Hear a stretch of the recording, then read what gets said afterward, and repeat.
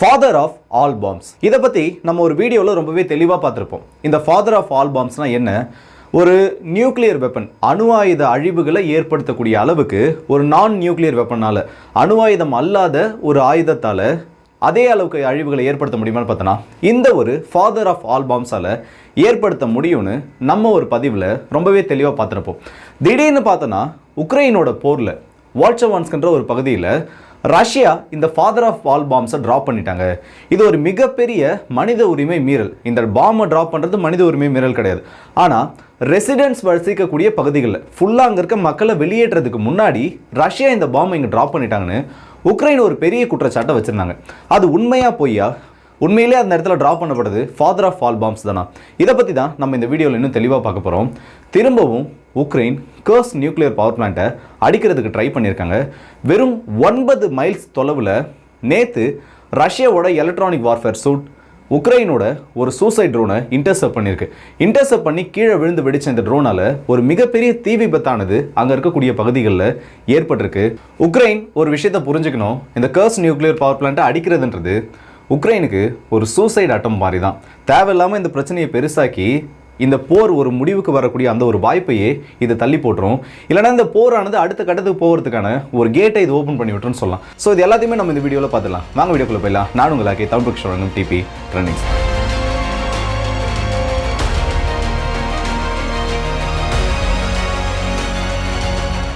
முதல் விஷயமா நம்ம பார்க்க போகிறதே இந்த உக்லடார் தான். 85% வரைக்கும் இந்த உக்லடாரோட பகுதிகள்ன்றது eastern side, south eastern side, north eastern side, இந்த 3 பகுதிகளும் இப்போ ரஷ்யாவோட கண்ட்ரோலுக்கு வந்துருச்சு. அந்த ஒரே ஒரு எக்ஸிட் கேட் இருக்குன்னு சொன்னால அதை மட்டும்தான் இன்னும் ரஷ்யா கேப்சர் பண்ணாமல் இருக்காங்க. மோஸ்ட்டாக சொல்லணும்னா இந்த 85%ன்றது ரஷ்யாவோட கைகளுக்கு விழுந்துருச்சு. ஸோ அஃபிஷியலாக இப்போ நம்ம ஒரு விஷயத்த சொல்லலாம், இல்லை இதை நம்ம அப்படி கன்ஃபார்மும் பண்ணிக்கலாம். உக்லடார்ன்றது ரஷ்யாவோட கண்ட்ரோலுக்கு வந்துருச்சு. அங்கே இருக்கக்கூடிய பில்டிங்ஸ் எல்லாத்தையும் இப்போ இவங்களோட கண்ட்ரோலுக்கு எடுத்துகிட்டு வந்துட்டாங்க. ரொம்பவே ஒரு முக்கியமான மைனிங் சிட்டி இது. ஜாகிரபிக்கல் வைஸ் அது ஒரு ஹப்பாக இருந்தாலும் அதையும் தாண்டி ரஷ்யாவோட கண்ட்ரோலில் இது இருக்கப்போ அங்கே இருந்து பல மினரல்ஸ்ன்றது, பல டன் கணக்கிலான காசை கொடுக்கக்கூடிய அந்த மினரல்ஸ்ன்றதை ரஷ்யா இதுக்கப்புறம் இந்த போர் முடிஞ்சதுக்கப்புறம் வெட்டி எடுக்க போற ஆரம்பிக்கிறாங்க. ஸோ ஸ்ட்ராட்டஜிக்கலி முக்கியமான ஒரு நகரத்தை இழந்தது மட்டும் இல்லாமல் வருமானத்தை கொடுக்கக்கூடிய அந்த ஒரு வாய்ப்பையும் இந்த இடத்துல உக்ரைன் இழந்திருக்காங்க. ஆக்சுவலாக இந்த உக்ரைனோட இந்த கர்ஸ்க் இன்வேஷன் நடந்ததுக்கு அப்புறமா தான் இந்த மாதிரி மேஜரான லாஸ்ன்றது ஈஸ்டர்ன் ஃப்ரண்ட்டில் ஏற்பட்டு இருக்கு. ஆனால் இன்னமும் ஜெலன்ஸ்கி இது எதையுமே ஏற்றுக்கல. நான் பிடிச்ச மொசலுக்கு 3 காலுன்னு சொல்லுவாங்க. அதே மாதிரி தான் இன்னமும் வெப்பன்ஸை எங்களுக்கு கொடுங்க. ரஷ்யாவை ஒரு பீஸ் பிளானுக்கு இந்த இடத்துல கொண்டு வர வேண்டியது வெஸ்டர்ன் கண்ட்ரிஸோட கடமைன்னு சொல்லியிருக்காரு. ஆக்சுவலாக நெகோசியேஷனுக்கு மீனிங் என்னன்னு நிறைய பேருக்கு தெரியல. அது உலகத்தோட அரசியல் தலைவர்களாக இருந்தாலும் சரி, இல்லை நிறைய பேர் இந்த ஜியோ பாலிட்டிக்ஸ் சம்மந்தப்பட்ட படிக்கிறவங்களாக இருந்தாலும் சரி, நெகோசியேஷன்னா என்ன, இல்லை நெகோசியேஷன்னா என்ன பண்ணுவாங்க? ஒரு பேச்சுவார்த்தை நடத்துறது. இதை மட்டும்தான் நீ பண்ணணும், அதை மட்டும்தான் நான் பண்ணுவேன்னு சொன்னோன்னா அது ஒரு பேச்சுவார்த்தையிலே வராது. அது ஜஸ்ட் ஆர்டர். அது உத்தரவு பிறப்பிக்கிறது மட்டுமா தான் இருக்கும். நீ இதெல்லாம் பண்ணணும், ரஷ்யா உக்ரைனை விட்டு இதெல்லாம் வெளியேறணும், இதெல்லாம் இந்த இடத்துல பண்ணணும், இந்த இடத்துல இருந்து ரஷ்யாவோட மிலிட்டரி பின்வாங்கணுன்றதெல்லாம் ஒரு ஆர்டராக மட்டும்தான் இருக்கும். ஒரு பேச்சுவார்த்தைக்கு சரி இதை நம்ம எப்படி பண்ணலாம், இல்லை ரஷ்யாவும் இந்த 2 தரப்புக்கும் காமனாக இருக்கக்கூடிய ஒரு விஷயம் தான். இவங்க 2 பேர் ப்ரப்போஸ் பண்ணக்கூடிய அந்த பீஸ் பிளான் எதை பார்த்தனாலும் சரி, ஒன்றுத்தில் கூட இந்த இடத்துல நெகோஷியேட் பண்ணுற மாதிரியோ இல்லை அந்த பேச்சுவார்த்தைக்குள்ளே வர மாதிரியோ எதுவுமே இருக்காது. ஒன்று ரஷ்யாவோட அதிபர் ஒரு ஆர்டர் போடுவார், நாங்கள் இந்த ஆக்குபை பண்ண டெரிட்டரியை கொடுக்க மாட்டோம், உக்ரைன் நாட்டோவில் ஜாயின் பண்ணக்கூடாதுன்னு அவரோட ஆர்டர் போடுவார். இன்னொரு பக்கம் அப்படியே ஜெலன்ஸ்கியை பார்த்தோன்னா ரஷ்யா எல்லா டெரிட்டரியும் என்கிட்ட கொடுத்துட்டு திரும்பவும் ஆக்சுவல் பார்டரை விட்டு பின்னாடி போயிட்டு அந்த இடத்துல ஒரு பஃபர் ஜோனை கிரியேட் பண்ணணும். இதுக்கப்புறம் ரஷ்யாவால் உக்ரைனுக்கு எந்த விதமான பிரச்சனைகளும் ஏற்படாதுன்னு மற்ற நாடுகளுக்கு உக்ரைனுக்கு செக்யூரிட்டி கேரண்டி கொடுக்குறதுன்றதையும் தாண்டி மற்ற நாடுகளுக்கு செக்யூரிட்டி கேரண்டி கொடுக்கணும்னு அந்த பக்கம் அவரோட ஆர்டர் போட்டுருக்கப்போ கண்டிப்பாக இந்த யுத்தமானது இதுக்குள்ளே முடிய போகிறதில்ல. ஸோ உக்லடாரோட வெக்ட்ரின்றது ரஷ்யாவோட மாரல் பூஸ்ட்டை இன்னும் பல மடங்கு அதிகமாகும். இந்த பக்கம் உக்ரைனை பார்த்தோன்னா ரொம்ப ஒரு மோசமான ட்ராப்பில் சிக்கி அவங்களோட ஆர்மியோட மெம்பர்ஸ் அவங்க அதிகமாக இழந்துட்டுருக்காங்க. நியூயார்க் டைம்ஸில் வந்திருக்க இந்த ஒரு ஆர்டிக்கிளை பாருங்கள்.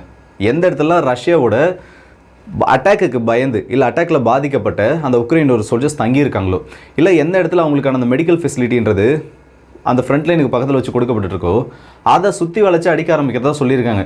ஆக்சுவலாக இந்த மாதிரி ஒரு டாக்டிக்ஸ் எல்லாம் எப்போ பண்ணுவாங்கன்னா, ஒரு போரில் ஜெயிக்கணும்னு நினைக்கிறப்போ இதை பண்ண மாட்டாங்க. திரும்ப அந்த நாடு எழுந்திருக்கவே கூடாது, திரும்ப நம்மக்கிட்ட மிலிட்ரி வைஸ் ஒரு பிரச்சனையை வச்சுக்கணும்னு அந்த நாடு நினைக்கக்கூடாதுன்னு எப்போ ஒரு முடிவை எதிரி நாடு எடுக்கிறாங்களோ அந்த டைமில் தான் இந்த மாதிரி அவங்களோட ஹியூமன் பவரை ஒட்டு மொத்தமாக அடிப்பாங்க. அதே விஷயத்தை தான் இப்போ ரஷ்யாவும் பண்ணிட்டு இருக்காங்க. இது ஜெலன்ஸ்கிக்கு எப்போ புரிய போகுதுன்றதே தெரியல. இந்த அமைதி பேச்சுவார்த்தையை தவிர இந்த ரஷ்யா உக்ரைன் போரை முடிக்கிறதுக்கு ஒரு சக்தி இருக்குன்னா எதுக்குமே கிடையாது. நீங்கள் எவ்வளோ வெப்பன்ஸை கொடுத்தாலும் சரி, வெஸ்டர்ன் கண்ட்ரிஸ் கொடுத்துட்டே இருந்தாலும் அது இன்னமும் இந்த யுத்தத்தில் உக்ரைனோட அந்த தோல்வியை கொஞ்ச நாளைக்கு தள்ளி போட முடியுமே தவிர அதை தாண்டி ரஷ்யாவோட வெற்றியை இந்த இடத்துல எந்த ஒரு வெஸ்டர்ன் கண்ட்ரிஸாலும் கண்டிப்பாக தடுக்கவே முடியாது. நீங்கள் என்ன கணக்கில் வேணால் எடுத்துக்கோங்க. உக்ரைன் கொஞ்சம் கொஞ்சமாக அவங்க லூஸ் பண்ணிகிட்டு இருக்காங்க பேட்டில். நீங்கள் பார்க்கக்கூடிய பிம்பங்கள் இல்லை நீங்கள் பார்க்கக்கூடிய அந்த செய்திகள் எல்லாமே உக்ரைன் வந்து இன்னும் ஹோல்ட் பண்ணிகிட்டு இருக்காங்க, உக்ரைன் வந்து ரஷ்யன்ஸை வந்து பின்னாடி தள்ளிட்டு இருக்காங்கன்னு எல்லாத்தையும் பார்த்துட்டு இருப்பீங்க. ஆனால் அது எல்லாமே ஜஸ்ட்டு ஒரு இலூஷன் மட்டும்தான். அப்படி ஒரு மாயைன்றது கிரியேட் ஆகியிருக்கு. அதை பார்த்து நிறைய பேர் நினச்சிட்டிங்க உக்ரைன் கண்டிப்பாக இந்த போரில் ஜெயிக்கணும். ப்ராக்டிக்கலாக பார்த்தோன்னா உக்ரைனியன்ஸால் டேரெக்டாக நேட்டோவோட சப்போர்ட் இல்லாமல் இல்லை டேரெக்டாக வெஸ்டர்ன் கண்ட்ரிஸ் உள்ளே வந்து இறங்காமல் இந்த போரில் ஜெயிக்கவே முடியாது. தள்ளி போகுமே தவிர ஒரு வெற்றியை ரஷ்யா வந்து ஒட்டு மொத்தமாக வெளியே தள்ள முடியுன்றது எல்லாம் ஒரு காணல் நீராக தான் போயிட்டுருக்கு. அதுக்கு இந்த உக்லடார் விக்டரியும் ஒரு பெரிய எக்ஸாம்பிளாக இந்த உக்ரைனுக்கு மாறிக்கிட்டு இருக்கு. அடுத்ததான் இந்த கர்ஸ்க் நியூக்ளியர் பவர் பிளான்ட் பக்கத்தில் நடந்திருக்க அந்த ஒரு அட்டாக் தான். நேற்று ஒரு 3 மணி இருக்கும்னு நினைக்கிறேன். அந்த டைமில் ஒரு பெரிய விஷயம் இந்த ரஷ்யாவோட டெலிகிராம் சேனல்ஸாலையும் உக்ரைன் சம்மந்தப்பட்ட ஒரு சில பிளாகர்ஸாலையும் வெளியில் வந்து பகிரப்படுது. என்னடா திடீர்னு பார்த்தோன்னா கர்ஸ்க் நியூக்ளியர் பவர் பிளான்ட்டை உக்ரைன் அடிச்சிட்டாங்கன்னு ஒரு செய்தி வருது. இன்னொரு பக்கம் கர்ஸ்க் நியூக்ளியர் பவர் பிளான்ட்டை உக்ரைன் அடிக்க ட்ரை பண்ணிட்டாங்கன்னு ஒரு செய்தியானது வருது. ஆரம்பத்தில் இதை பற்றி எந்த ஒரு டீட்டெயில்ஸுமே வெளியில் கிடைக்கல. ஒரு 2 மணி நேரம் கழிச்சு தான் ஒவ்வொரு செய்தியாக வெளியில் வருது. கர்ஸ்க் நியூக்ளியர் பவர் பிளான்ட்டை உக்ரைன் அடிக்கிறதுக்கு ட்ரை பண்ணாங்க. அப்படி அடிக்க ட்ரை பண்ணுறப்போ ரஷ்யாவோட எலக்ட்ரானிக் ஜாமிங் யூனிட்ஸ் இந்த ட்ரோன்ஸை சுட்டு வீழ்த்தாமல் அதுக்கு போகக்கூடிய அந்த எலக்ட்ரோ மேக்னெட்டிக் சிக்னல்ஸை கட் பண்ணி அதை கீழே இறக்கக்கூடிய அந்த மெக்கானிசம் மூலயமா இதை டவுன் பண்ணியிருக்காங்க. இப்படி டவுன் பண்ணுறப்போ கண்ட்ரோலை இழந்த அந்த யூஏவி அன்மேண்ட் ஏரியல் வெஹிக்கிள் ஆனது ஒரு டவரில் மோதிருக்கு. அந்த யூஏவி அந்த டவர் மேலே மோதி ஒரு பெரிய வெடிப்பை ஏற்படுத்தி பக்கத்தில் இருக்கக்கூடிய பகுதிகளில் அதோட டெப்ரிஸ் விழுந்ததுக்கப்புறமா அதில் அந்த இடிபாடுகளோட சில பொருட்கள் விழுந்ததுக்கப்புறமா ஒரு பெரிய தீ விபத்தானது அந்த இடத்துல ஏற்பட்டுருக்கு.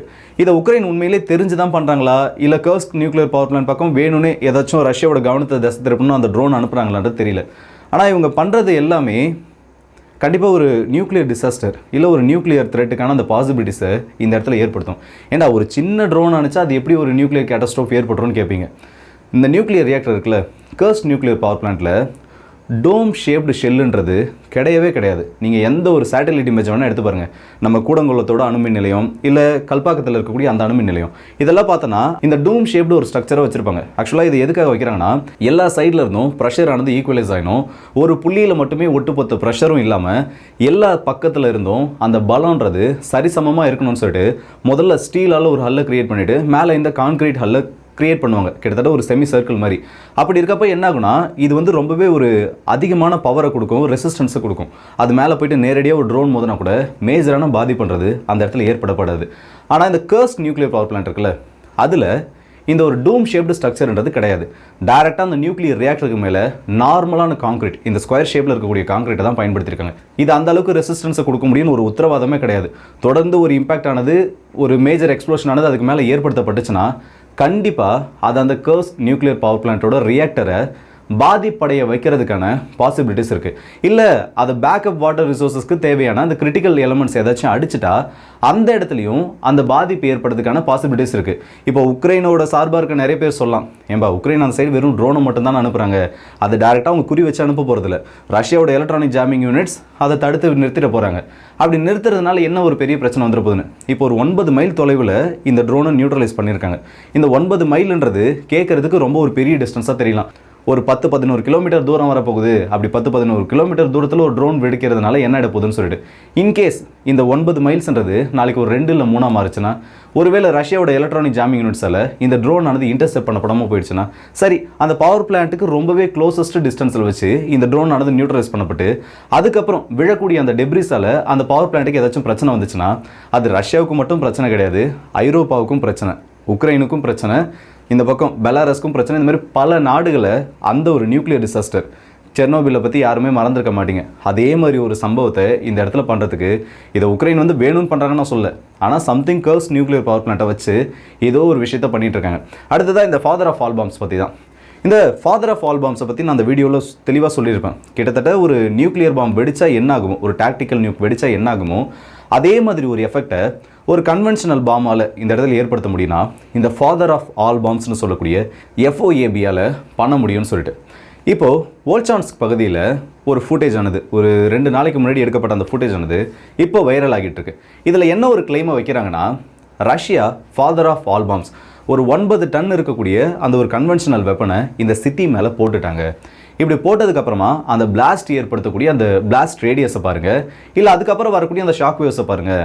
இது ஒன்றே போகிறோம் புதினோட அந்த ஒரு அரகன்ஸை காமிக்கிறதுக்கு, இல்லை புதினோட அந்த ஒரு டெரரிஸ்ட் மைண்ட் செட்டை காமிக்கிறதுக்கு இது போதும். இங்கே பாருங்கள், சிவிலியன் வசிக்கிற பகுதிகள் மேலே இந்த பாம்ஸை போடுறாங்கன்னு அப்படி இப்படி நிறைய விஷயங்களை பேசியிருந்தாங்க. ஆனால் அதுக்கப்புறம் அந்த வீடியோ கொஞ்சம் அனலைஸ் பண்ணி பார்க்குறப்ப, இல்லை அந்த வீடியோ கொஞ்சம் இன்னும் தெளிவாக பார்க்குறப்ப தான் தெரியுது, அங்கே வெடித்தது father of all bombs FOB 9000 கிடையாது, ODAB 1500. வெறும் ஒரு 1.5 டன் இருக்கக்கூடிய ஒரு கிளைட் பாம். அந்த கிளைட் பாமோட இம்பாக்ட் எந்த அளவுக்கு இருக்குன்னா, ஒரு சிட்டியை அழிக்கிற அளவுக்கு இருக்காது. ஒரு 4லேருந்து 5 கட்டிடங்கள், இல்லைனா ஒரு காலனியை ஒரு 10 கட்டிடங்கள்லேருந்து 15 கட்டிடங்கள் இருக்கக்கூடிய ஒரு காலனி மேலே அந்த பாம்பை ட்ராப் பண்ணனா பாதி அளவுக்கு அழிக்கக்கூடிய பவர்ன்றது அந்த ஒரு கன்வென்ஷனல் வெப்பனுக்கு இருக்குது. ஒரு கைடட் பாம் கேட்டகரியில் தான் இது வரும். அப்படிப்பட்ட ஒரு வெப்பன் வெடிச்சப்போ அதோட பிளாஸ்ட் ரேடியஸாக இருக்கட்டும், இல்லை அதோட ஷாக் வேவ்ஸ், அது வெடிக்கிறப்போ அதை பார்த்தோன்னா அந்த அளவுக்கு மேஜராக அதில் எதுவுமே கிடையாது. ஒரு ஷாக் வேவ்ஸ் ஆனது இருக்குது. ஆனால் ஃபாதர் ஆஃப் ஆல் பாம்ஸ் வெடிக்கிறதுக்கும் இந்த ஒரு ODAB 1500 ஒரு 9 டன் இருக்கக்கூடிய ஒரு கன்வென்ஷனல் வெப்பன் வெடிக்கிறதுக்கும், இந்த பக்கம் அது தெர்மோபேரிக் இல்லை வேக்கம் வெப்பன் கூட சொல்லுவாங்க, இந்த பக்கம் ஒரு 1500 கிலோ 1.5 டன் இருக்கக்கூடிய ஒரு வெப்பன் வெடிக்கிறதுக்கு வித்தியாசங்கள் நிறைய இருக்குது. இன்னும் உங்களுக்கு தெளிவாக சொல்லணும்னா, இப்போ பாருங்கள், இப்போ ஒரு கிளிப்பானது உங்களுக்கு முன்னாடி ஓடிட்டுருக்கோம். இது உக்ரைனால் சொல்லக்கூடிய அந்த ஃபாதர் ஆஃப் ஆல் பாம்ஸ் வெடிச்சதா அவங்க வைக்கக்கூடிய ஒரு கிளைம். இதோட எக்ஸ்ப்ளோஷன் ஆனது எப்படி இருக்குது, இது இப்போ நடந்தது. அடுத்ததான் நான் இப்போ ஒரு வீடியோ காமிக்கிறேன், இதை பாருங்கள். Father of all bombs FOB 9000 வெடிச்சா இந்த அளவுக்கு ஒரு பெரிய இம்பாக்ட் ஆனது ஏற்படுத்தும். ஸோ விஷுவலி ஒரு விஷயம் கன்ஃபார்ம் ஆகுது, இங்கே வெடிச்சது ஃபாதர் ஆஃப் ஆல் பாம்ஸ் கிடையாது. உக்ரைனை பொறுத்த வரைக்கும் அவங்களோட ப்ரொபகண்டா இல்லை அவங்களோட PR வச்சு எந்த அளவுக்கு வெஸ்டர்ன் கண்ட்ரிஸை இந்த பக்கம் இழுக்க முடியும், ஆக்சுவலாக இழுக்க முடியும்னா உள்ள டேரெக்டாக அவங்களை கான்ஃப்ளிக்டில் இறக்கிறதுக்கான முயற்சிகள் கிடையாது. இது எல்லாத்தையும் காமிச்சு இன்னும் அதிகமான வெப்பன்ஸை வாங்குறதுக்கும், இன்னும் அதிகமான ஆயுதங்களை வாங்குறதுக்கும் இது எல்லாத்தையுமே ஒரு டூலாக மாற்றிக்கிட்டு இருக்காங்க. இங்கே பாருங்கள், ரஷ்யா இப்படிப்பட்ட ஆயுதத்தெல்லாம் பயன்படுத்திட்டு இருக்காங்க. எங்ககிட்ட அதுக்கு எதிராக பயன்படுத்துறதுக்கு ஒரு வெப்பனுமே இல்லை. ஸோ உங்களோட இன்னும் அதிகமான வெப்பன்ஸ் எங்களுக்கு கொடுங்க, உங்களோட ஹைடெக் வெப்பன்ஸ் எங்களுக்கு கொடுங்கன்னு சொல்லிட்டு கேட்குறதுக்கு இது எல்லாத்தையும் ஒரு PR மாற்றி ஒரு ப்ரொபகண்டா நியூஸாக அதை மாற்றி வெளியே இப்போ வெளியிட்டு இருக்காங்க. அந்த இடத்துல வெடிச்சது ஃபாதர் ஆஃப் ஆல் பாம்ஸ் கிடையாது, வெறும் ODAB 1500 சொல்லக்கூடிய அந்த ஒரு கன்வென்ஷனல் வெப்பன் மட்டும்தான். இன்கேஸ் அந்த இடத்துல இந்த FOB father of all bombs வெடிச்சிருந்துன்னா இந்நேரத்துக்கு அந்த நகரமே இருந்திருக்காது, ஒட்டு மொத்தமாக தரைமட்டமாக இருக்கும். பெலாரஸில் இருந்து நிறைய அப்டேட்ஸ் ஆனது இப்போ வந்துட்டுருக்கு. உக்ரைன் சீக்கிரட்டாக பெலாரஸ் அட்டாக்கை ட்ரை பண்ணிட்டு இருக்காங்க. இது நல்ல விஷயங்கள் கிடையாது. இது இப்படியே கண்டினியூ ஆகிட்டு இருந்துச்சுன்னா எப்படி உக்ரைனுக்கு பதில் சொல்லுமோ அப்படி சொல்கிறதுக்கு நாங்கள் தயார்னு பெலாரஸோட பிரசிடென்ட் கிட்டலாம் ஒரு அப்டேட் நடந்து வந்திருக்கு. ஸோ வரப்போகிற நாட்களில் ரஷ்யா உக்ரைன் போரில் நிறைய ட்விஸ்ட் அண்ட் டர்ன்ஸ் நடக்க போகுது. என்ன விஷயம்னு நான் சொல்ல மாட்டேன். ஆனால் நீங்கள் வேணால் பாருங்கள், வரப்போகிற நாட்கள் இன்னும் நிறைய இன்ட்ரெஸ்டிங்காக நிறைய இந்த மாதிரி விஷயங்கள்லாம் நடக்குமான்னு சொல்கிற அளவுக்கு புது அப்டேட்ஸ் இல்லை புது விஷயங்கள்லாம் நடக்க போகுது. ஸோ எல்லாருமே ரெடியாக இருங்க. என்னடா சஸ்பென்ஸ் வைக்கிறேன்னு பார்க்குறீங்களா? இருக்குது, பார்த்துக்கிட்டே இருங்க, எல்லாருக்கும் தெரியும், கண்டிப்பாக புரியும். ஸோ இந்த வீடியோ பற்றி உங்களோட கருத்துக்களை கமெண்ட் செக்ஷனில் சொல்லுங்கள். அடுத்த வீடியோ சந்திப்போம். அது ஒரு உங்களிடம் விடுபடுது உங்கள் RK.